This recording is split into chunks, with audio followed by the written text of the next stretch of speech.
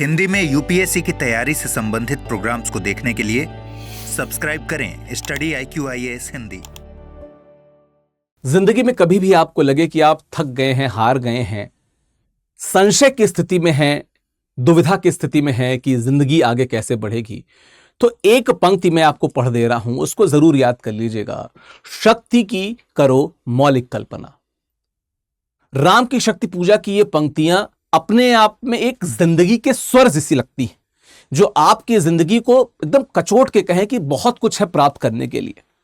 जब हम पुरुष रूप में मर्यादा पुरुषोत्तम श्री राम को देखते हैं और सूर्यकांत त्रिपाठी निराला की अद्भुत कृति राम की शक्ति पूजा की बात करते हैं, तो हमें स्पष्ट रूप से पता चल जाता है कि क्या अद्भुत संयोग है और क्या अद्भुत पंक्ति है। आज हम इसी राम की शक्ति पूजा का थोड़ा सा संक्षिप्त में सारांश जानेंगे और मैं कोशिश करूंगा इस पे एक विस्तारित वीडियो भी बहुत जल्द लाने के लिए। राम की शक्ति पूजा जो महाप्राण सूर्यकांत त्रिपाठी निराला की अद्भुत कृति है। अगर जैसे हम किसी कवि की बात करते हैं, जयशंकर प्रसाद जी की बात कर लें तो कामायनी याद आ जाता है, प्रेमचंद जी की बात कर लें तो गोदान याद आ जाता है। ऐसे ही तमाम कवियों की अद्भुत कृतियां हुई।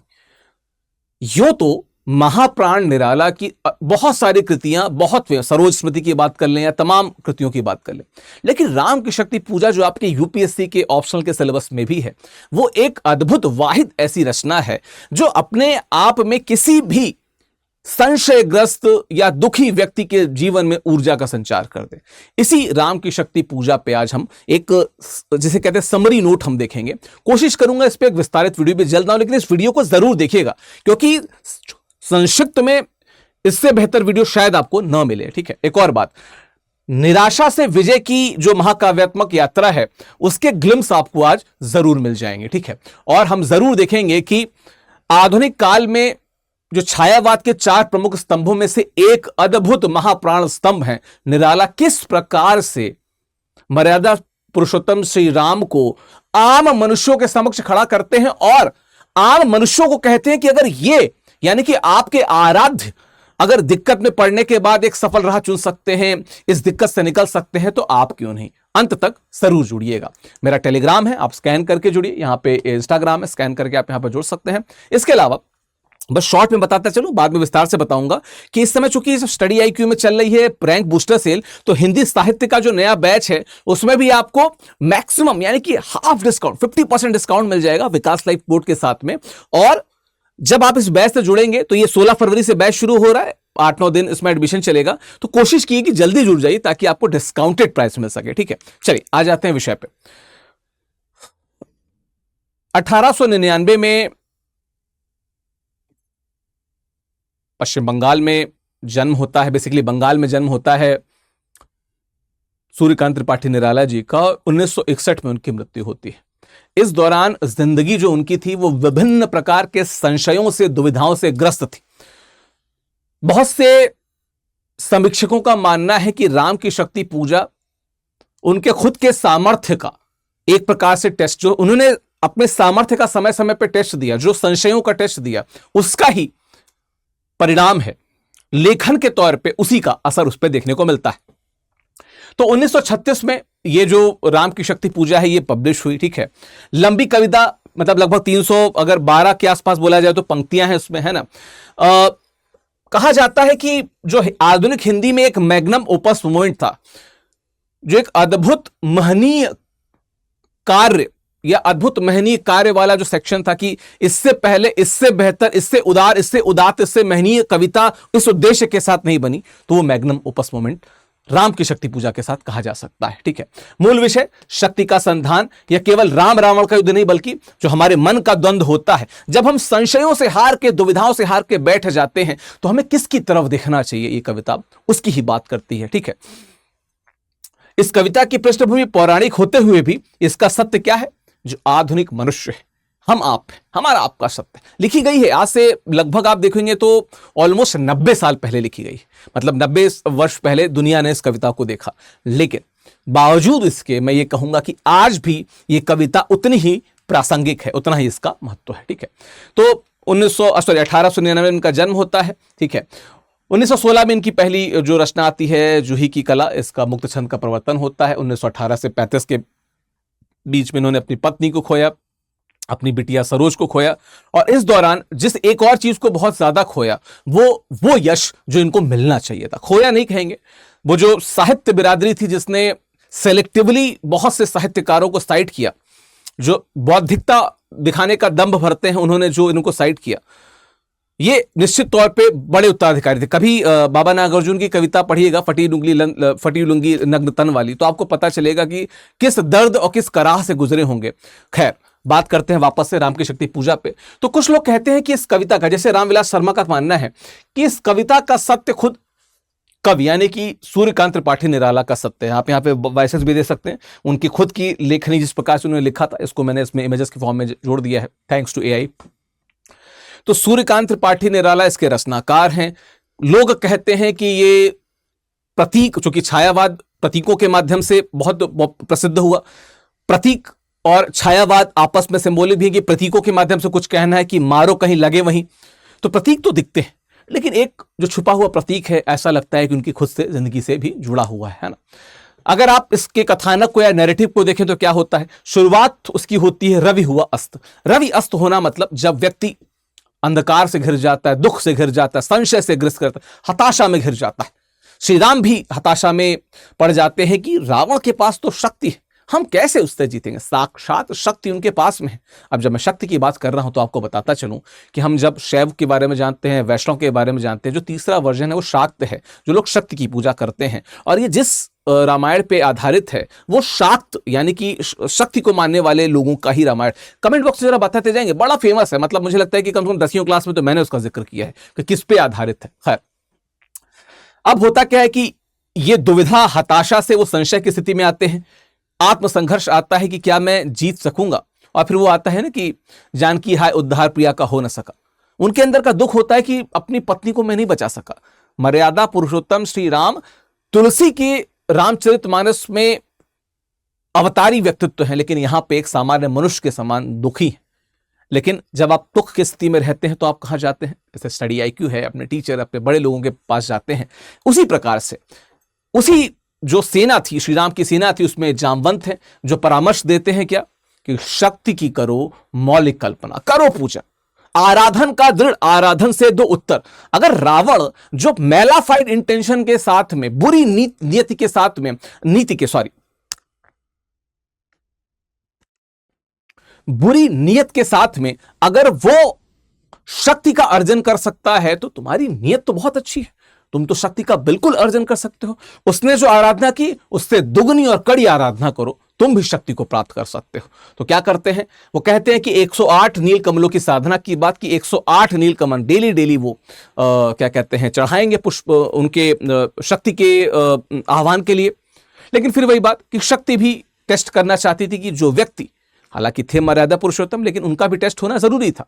क्योंकि हम हमेशा मानते हैं, जब मैं छोटा था तो मैं क्रिकेट खेला करता था, तो जब शाम को क्रिकेट खेल के आया करता था तो ऐसे बल्ले चलाया करता था कि मैं 40 बॉल पे 440 छक्के मार दूंगा, ये कर दूंगा, वो कर दूंगा, मुझ में ऐसी शक्ति आ जाए। फिर मुझे लगा कि अगर मेरे अंदर शक्ति आ जाएगी तो ये उन लोगों के साथ अन्याय होगा जो दरअसल मेहनत कर रहे हैं। यहां पे भी जो सूर्यकांत त्रिपाठी निराला है, ये बेसिकली उस शक्ति की बात कर रहे हैं जिसको कड़ी मेहनत के साथ प्राप्त किया जा सकता है। लेकिन फिर वही बात कि शक्ति भी आपको टेस्ट करती है, बिना टेस्ट के आपको वो जो परिणाम है उन्हें मिलेगा, बिनु सत्संग विवेक ना हुई।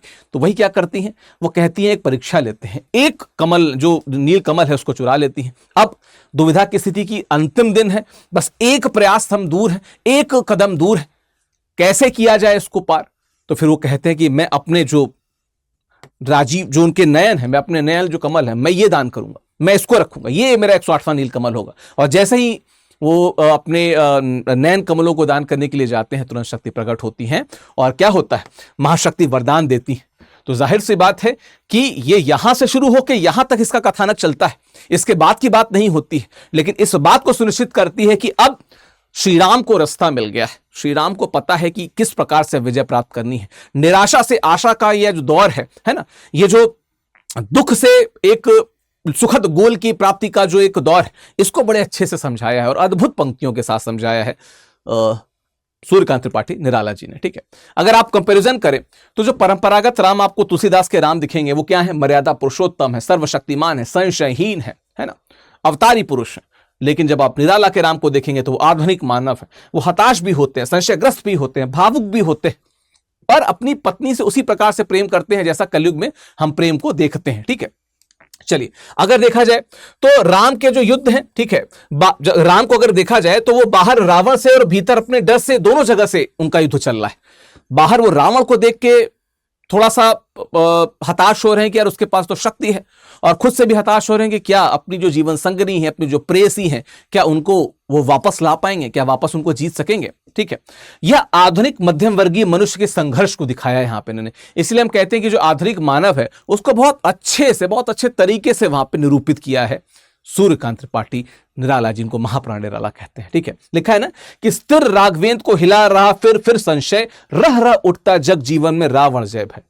रहता है बार बार कि रावण की जीत का जो भय है बार बार दिल में उठता है, कचोटता है, एकदम से उठ जाता है आदमी कि हर उसकी बात हो रही है वहां पे। ठीक है, चलिए अगर हम आलोचनात्मक दृष्टि से देखा जाए तो अगर हम व्यक्तिगत सत्य की बात करें तो निराला के साहित्य जीवन में जो विरोध दोनों ने सहा, युद्ध क्षेत्र में श्री राम का भी वही विरोध है, जिस प्रकार से टारगेटेडली उनको साइड किया गया। ठीक है, मैं अक्सर क्लास में कहता हूं कि बहुत से और भी कवि रहे जो उसी समय बड़े प्रसिद्ध हुए, मैं उनके अगेंस्ट नहीं कह रहा, पर निराला जी वहां से कहीं पे कम नहीं थे। लेकिन उनको जो झेलना पड़ा कि दारागंज की बात कर लें, जोधवल की बात कर लें, इलाहाबाद की, कि समाज जो था वो उनके पीछे पड़ा हुआ था कि अरे ये तो पागल है, ये क्या कर रहा है। लेकिन फिर वही बात कि आज जब हम यूपीएससी के सिलेबस में उनकी कविता को डिस्कस करते हैं तो हमें पता चलता है कि कितना महनीय व्यक्तित्व था वो। ठीक है, रावण का प्रतीक क्या, यहां रावण अन्यायपूर्ण आलोचकों और रूढ़िवादी समाज का प्रतीक है, जो बिना प्राकृतिक न्याय की बात किए, है ना, लोगों के पीछे पड़े रहते हैं। और जैसे राम ने शक्ति अर्जित की है वैसे ही निराला ने साधना से साहित्य में स्थान बनाया है। तो जैसे राम शक्ति अर्जित करते हैं वैसे निराला वहां तक पहुंचे। तो बहुत से लोग कहते हैं कि सिर्फ ये एक प्रतीक नहीं, इसका दूसरा प्रतीक भी है। ठीक है, लिखा है ना कि थिक जीवन जो पाता ही आया विरोध, थिक साधन जिसके लिए सदा ही किया शोध, ये पंक्ति है उसकी। लेकिन एक और प्रतीक है उसमें, जैसे श्री राम जो है वो गुलाम भारत या संघर्षरत जनता का प्रतीक है जो स्वतंत्रता चाहती है ना। रावण का प्रतीक कौन है, ब्रिटिश साम्राज्यवाद, जिसको नष्ट करना है, जिसके पास है जो पैसे की शक्ति है, नेवल आर्मी की शक्ति है। और सीता की मुक्ति क्या है, वो भारत की मुक्ति है। तो इन प्रतीकों की भी लोग बात कहते हैं। और ऐसा कहा जाता है कि 1936 में जो कविता लिखी गई, ये गांधी के सत्याग्रह और नैतिक शक्ति द्वारा विदेशी शासन से किस प्रकार मुक्त हुआ जाए उसकी अनुगूंज है। मतलब जिस प्रकार से गांधी जी कह रहे हैं उस प्रकार से गांधी जी कहते हैं ना 10-10 वर्ष की बात की, वो जो एक प्रकार युद्ध है फिर शांति है फिर युद्ध है, शांति की बात करते हैं, वैसे ही बात करते हैं कि आराधन से दो उत्तर। लेकिन हमारा जो लक्ष्य है वो भटकना नहीं चाहिए, हम गलत तरीके से शक्ति का आह्वान न करें और शक्ति को न प्राप्त करें, है ना। कुछ और बातें हैं, जैसे हनुमान आकाश में सूर्य को खाने दौड़ते हैं पर उन्हें रोका जाता है, क्योंकि जो अराजक क्रांति है उसकी तरफ नहीं जाना है, जो एकदम फेस्ड मैनर में जो सबसे सही तरीका है, जो गांधी जी के असहयोग की बात हो जाए, सविनय अवज्ञा की बात हो जाए, ये बड़े सही तरीके माने जाते हैं, उनको फॉलो करेंगे तो अराजक क्रांति के बजाय अनुशासित साधना की जाए और इससे ही हमें क्या मिलेगी, आजादी मिलेगी। तो हनुमान उस हाशिए के समाज का प्रतीक है जो अनियंत्रित ऊर्जा है, जिनको नियंत्रित ऊर्जा में लेके आना है, जो आम जनता है। और राम जो है विजातीय वर्ग के स्वरूप के समान है, जो उस जनता को, वो जो जनता है उसको वो नियंत्रित करने का प्रयास करेंगे और एक नियंत्रित ऊर्जा के साथ और एक अनुशासित साधना के साथ आगे बढ़ेंगे। ठीक है, चलिए थोड़ा सा दिखाया जाए तो सहायक में जामवान एक मार्गदर्शक के रूप में है। ठीक है, जामवान जो कहते हैं शक्ति का की करो मौलिक कल्पना, और जो हनुमान है वो शक्ति पुंज के रूप में, द फोर्स के रूप में जो बार बार करते हैं। तो युद्ध को ये भौतिक से आध्यात्मिक स्तर पर बदलने की कोशिश करते हैं जामवंत जो है, और ये कर्म है जिसे विचार के निर्देशन में आवश्यकता है। और आप सबको पता है कि हनुमान जी को एक श्राप भी मिला था, उनके पास अथाह शक्ति थी। लोग कहते हैं कि अगर हनुमान जी की जो शक्ति थी अगर उसका यूज करते तो वो अकेले दम पे रावण को 20 बार हरा सकते थे, लेकिन फिर भी बात कि उनको श्राप मिला था कि जब तक आपको याद नहीं दिलाया जाएगा क्या चुप साध रहा बलवाना। तो कुछ उसी प्रकार के विचार यहाँ पे व्यक्त हैं। ठीक है, शिल्प सौंदर्य तत्सम प्रधान खड़ी बोली है, यहाँ पे शक्ति पूजा छंद का प्रयोग किया गया है यहाँ पे, है ना। बहुत विभिन्न प्रकार के बिंब है, मैं विस्तार से उस पर और लाऊंगा। अभी तो एक समरी वीडियो था जो मैं आपको बताना चाहता था कि क्या अद्भुत रचना है ये, इसको जब आप पढ़ना चाहेंगे। बाकी रवि हुआ अस्त ज्योति के पत्र पर लिखा अमर रह गया राम रावण का अपराजय समर। पंक्तियां पढ़िएगा यार, बहुत बहुत ज्यादा आपके जो एड्रेनलिन रश कहते हैं ना वो आपके खून में आपको प्राप्त होगा, लगेगा यहां पे। ठीक है, तो निष्कर्ष क्या है, जब बाहरी साधन साथ छोड़ दे और आंतरिक शक्ति को जगाना ही एकमात्र विकल्प है। जब कोई बाहर साथ नहीं देता है तो अंदर की शक्ति को जगाओ। ठीक है, दूसरों की जय से पहले खुद की जय करें, हमको मन की शक्ति देना, मन विजय करें। ठीक है, यह कविता क्या सिखाती है कि निराशा मनुष्य का स्वभाव है, लेकिन उस पर विजय पाना ही पुरुषोत्तम बनना है, श्री राम बनना है ना। और क्या है, निराला ने राम को भगवान के पद से उतारकर मनुष्य बनाया ताकि हम उनसे जुड़ सकें। अगर ये मनुष्य ना बनाते तो हम उनको भगवान मान के साइड हो लेते, भगवान जी किया होगा, एक मनुष्य ने किया है, अगर वो कर सकते हैं तो आप भी कर सकते हैं। तो अंधकार से प्रकाश की जो यात्रा है, तमसो मां ज्योतिर्गमय की जो यात्रा है, ये राम की शक्ति पूजा में हम देखने को पाते हैं। और इसी राम की शक्ति पूजा से जो बैच है कोशिश करूंगा शुरू करने की या मर्ज करने की। बैच 16 फरवरी से शुरू है हिंदी साहित्य का। इसकी जानकारी यहाँ पे है कि आपको इस समय सेल चल रही है तो 50% का डिस्काउंट मिलेगा। सीमित समय तक ये जो बैच है इसमें एडमिशन चालू है। विकास लाइव कोड का प्रयोग कीजिएगा, डिस्काउंट आपको मिल जाएगा। ध्यान रखिएगा, मैं ही पढ़ाता हूं साहित्य, मेरी ही मुलाकात होगी आपकी। बाकी अगर आप टेलीग्राम से जुड़ना चाहते हैं तो यहाँ पे स्कैन कर लीजिए, यहाँ पे आपको पीडीएफ अवेलेबल करा दूंगा। ये मेरा क्या कहते हैं इंस्टाग्राम है, यहाँ पे भी स्कैन करके जुड़ जाइए और हिंदी साहित्य से जुड़िए। क्योंकि अगर यूपीएससी की बात की जाए तो सबसे ज्यादा सिलेक्शन लाने वाला जो कोई वैकल्पिक विषय है वो हिंदी साहित्य है। आसान है, कहानियां, इसी प्रकार की उत्साहवर्धन करने वाली मनोरंजक कहानियां हैं, कविताएं हैं, इन्हीं को पढ़ना है, इन्हीं को जानना है, समझना है, समाज को जानना है। तो चलिए मिलते हैं हिंदी साहित्य के नए बैच में। जुड़ने में देरी न कीजिएगा विकास लाइव कोड का प्रयोग करके। थैंक यू सो मच, धन्यवाद। मिलते हैं एक बड़े वीडियो में। हिंदी में यूपीएससी की तैयारी से संबंधित प्रोग्राम्स को देखने के लिए सब्सक्राइब करें स्टडी IQ IAS हिंदी।